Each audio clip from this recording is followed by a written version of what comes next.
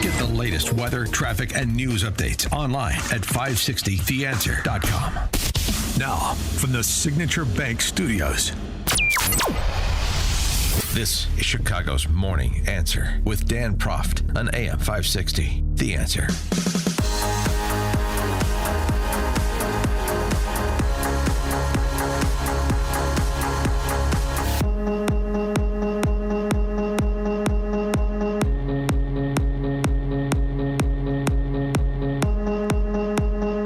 Top of the morning, Dan Proft here. The trucking industry is being discussed these days because of this terrible incident that occurred in Florida that we've talked about quite a bit this week.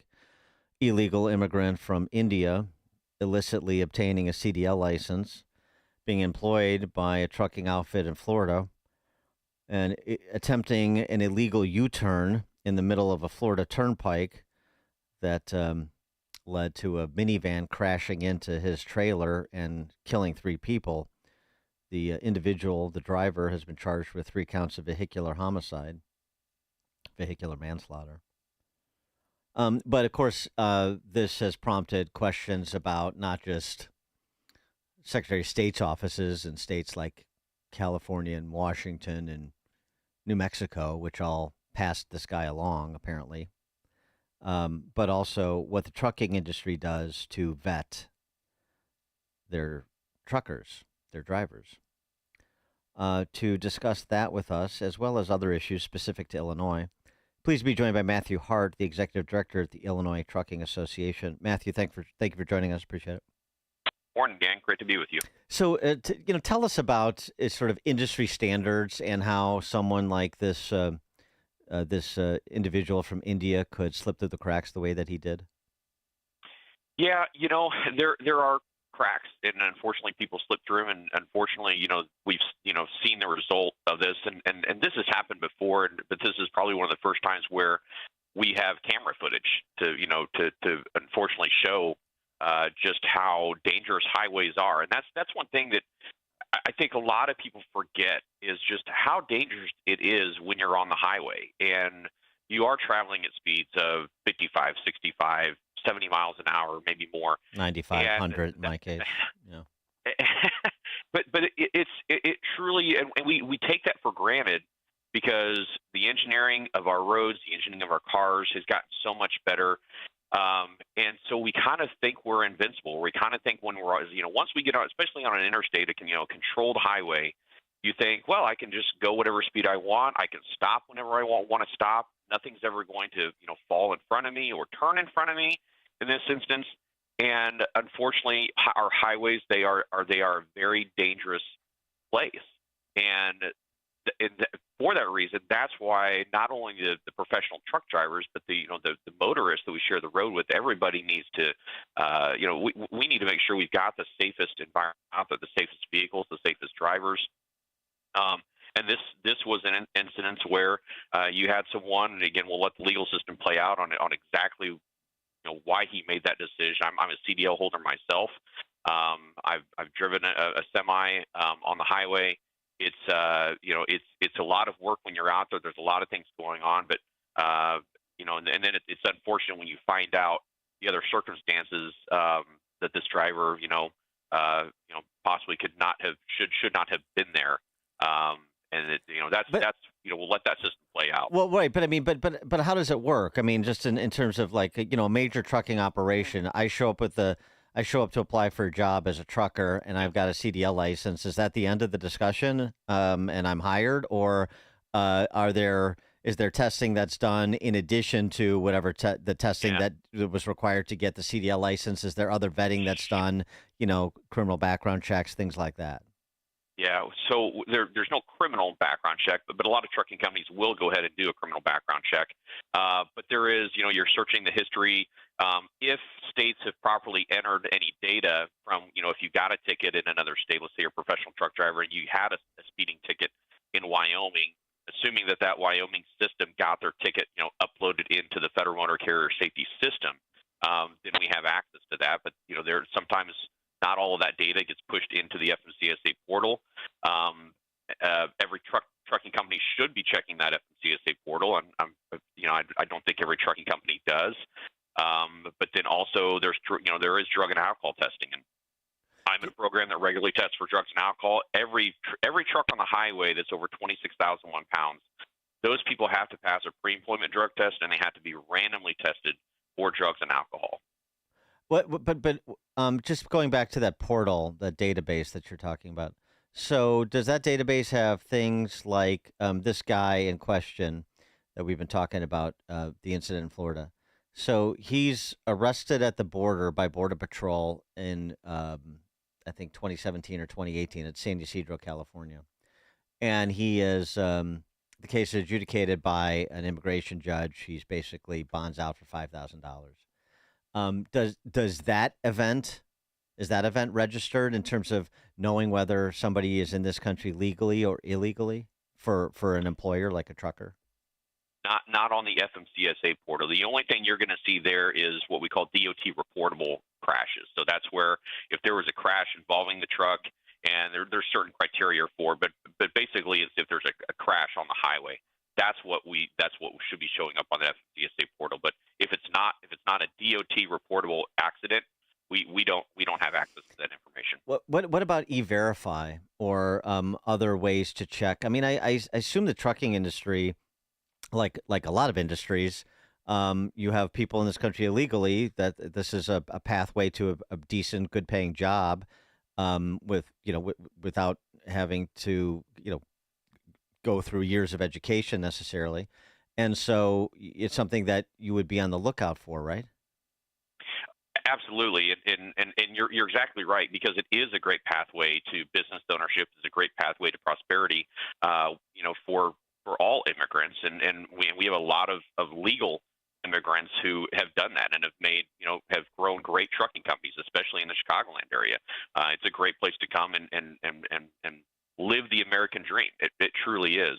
But there has to be a balance of, the people who are doing it the right way, the people who have gone through all the processes and paid all the costs, and done everything right, shouldn't be overshadowed by, unfortunately, this individual who, at least initially appears he didn't go through those steps. And that's, it is, but you've got to do the verification along the way.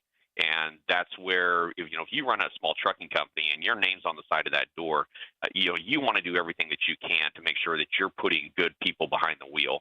And most trucking companies do that. I know our members do at the Illinois Trucking Association, but it's a hard balance when you don't have access to all of the information to make wise decisions on putting people on the highway. Right. So, I mean, I stipulate to all that. So the question, I guess, is, from an industry perspective, what would you like to see? What would make it easier for you guys to be more constructively engaged in preventing the sort of thing that happened on that Florida Turnpike and the sort of driver who was behind the wheel in that moment?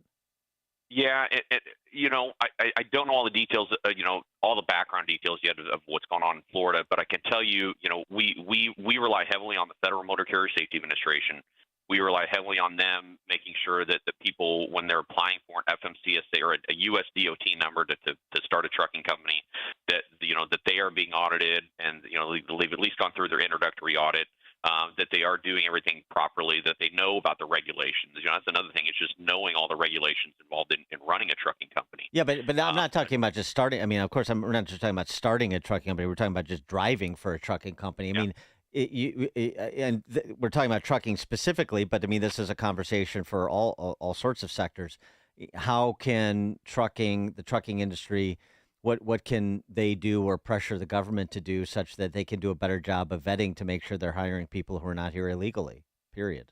Yeah, and I'll turn to Texas, because we did have this happen in Texas. What a good friend of mine runs the Texas Trucking Association. What they began to notice down there is they began to notice there were CDL holders in Texas who had a Mexican CDL, but because of the proximity to Texas and into Mexico, the law enforcement officers there knew about the different geographic areas of Mexico, and they could tell when they pulled someone over and their license said they're from Guadalajara, they'd say, "You don't have a Guadalajara accent."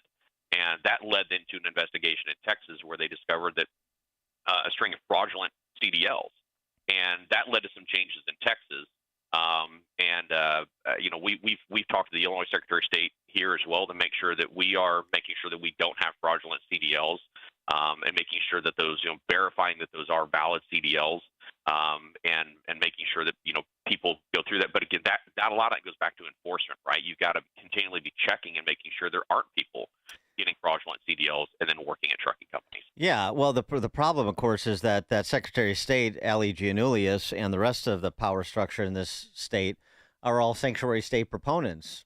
So, I mean, on the one hand, you want to talk about road safety. On the other hand, you have a bunch of people that say people that live in Illinois or in this country illegally should be essentially treated like they're American citizens. I mean, that's what I get from Pritzker, and Giannoulias is just an echo chamber for that. So, I mean, it just seems to me that, and I understand, you're in a politically sensitive position with the industry and the political leadership such as it is. But, I mean, we're talking out of both sides of our mouth in this state when we're talking about, like, let's make sure that we don't have people on the road behind, these massive, behind the wheel of these massive trucks who don't know what they're doing, here illegally, don't speak the language, don't understand all the road signs. But on the other hand, you have political leaders that say that, well, all that's just fine and dandy, basically, because we don't want to do anything to aid and abet the enforcement of immigration laws. So the net of it is lip service from politicians and maybe lip service from some of these industries, but we got a real problem that I think was highlighted by what happened on that Florida Turnpike. And, you hope we don't have to have another Ricardo Guzman incident that I talked about earlier in this week with the Willis kids, as I'm sure you remember, before, some people in this state get serious about it. Yeah, I mean, at the end of the day, we need the safest people on the highway, right? I mean, that's what I talked about earlier. It's highways, we just sometimes take it for granted that we've gotten in our cars for years and had no problems. But it is imperative that we have the safest people driving not only those commercial vehicles, but also, the automobiles that we share the lane with, because most of our crashes that involve trucks, 8 out of 10 times when there's a crash involving a truck, 8 out of 10 times the fault is not the professional truck driver, it's actually the automobile driver. We got to make sure that we've got people that, are committed to safety and are committed to being on the road. And if they're not, we don't want those people having a license. We don't want them on the highway. Maybe some of these trucking businesses are going to be leaving Illinois anyway, so they'll have to deal with another state level legal regime. This I'm referring to the passage and the signing of Senate Bill 328, which exposes the trucking industry and others to more rapacious trial lawyers, which is, of course, the part of the important constituency of that same political power structure I just mentioned. But tell us about the impact that that legislation, that law now is going to have on the trucking industry. Yeah, we're disappointed. We certainly were hopeful, and we certainly asked the governor to veto that legislation. And Dan, I'm sure you know, but I just want to remind the listeners that the meat of this bill aside, the way this bill was presented, the way it was introduced on May the 30th, the day before adjournment, and how it was run through the House and the Senate, literally in about 48 hours. That's when we just step back and go, you know what? Did this get the real process that it needs? Because in Illinois, we got a process where bills should be read 3 times in the House, 3 times in the Senate. There should be plenty of opportunity for everyone to weigh in. And it's when we see legislation like this, and I've been told there were, 24 bills that did this in the final days of session. We need to step back and say, is this the best way to legislate? Maybe we should have, let's introduce this bill in January. Let's have a discussion, and maybe the meat of this bill, maybe we could have improved it. But you're not given the chance to do that when a bill is dropped 48 hours before adjournment, and it's run through, both chambers of the House and the Senate. No one else does this. New York and Pennsylvania have done it. New York's governor vetoed it when they did it in New York. And so, yeah, this is not something that should be run through the General Assembly in 48 hours. Yeah, well, we don't like to have uncomfortable discussions in Illinois. So let's just move things quickly along before anybody gets too exercised. But tell us what the legislation does. I mean, be specific. Yeah. So our biggest concern from the trucking industry, and it affects way more than the trucking industry, but it creates almost this general jurisdiction for out-of-state companies. So pretty much, and again, if you're in the trucking industry, you're probably driving through Illinois at some point, right? Mm-hmm. And so this exposes almost all of the trucking companies in America that you possibly could be subject to a lawsuit. And even though the lawsuit, maybe the incident happened in Wyoming, but you travel through, the Chicagoland area once a month transporting goods, and now you can be dragged into court in Illinois for something that you did in Wyoming, even though you're not an Illinois trucking company. The incident happened in Illinois. This greatly expands the concept of general personal jurisdiction, and that's really our concern from the trucking industry. And I know the other business organizations and industries have their concern, but for us, that's a big one. And what the message it sends to trucking companies is, if you want to avoid this, don't locate your trucking company here. Avoid Illinois as much as you can, and that's what we don't want to send. We want trucking companies here. We have 47,000 trucking companies in the state. These are good paying jobs. $60,000 a year with no college education is the average. That's the average. We should be encouraging more trucking companies to come here, not passing legislation that discourages trucking companies from coming here. Yeah. Well, the trial lawyers need to eat. Matthew Hart, Executive Director, Illinois Trucking Association. Matthew, thanks so much for joining us. Appreciate it. Thanks so much. And you join us on the Turnkey.pro answer line. The stories you need to know to start your day. This is Chicago's Morning Answer on AM 560. The Answer. A large retail store just canceled a huge order, leaving MyPillow with a ton of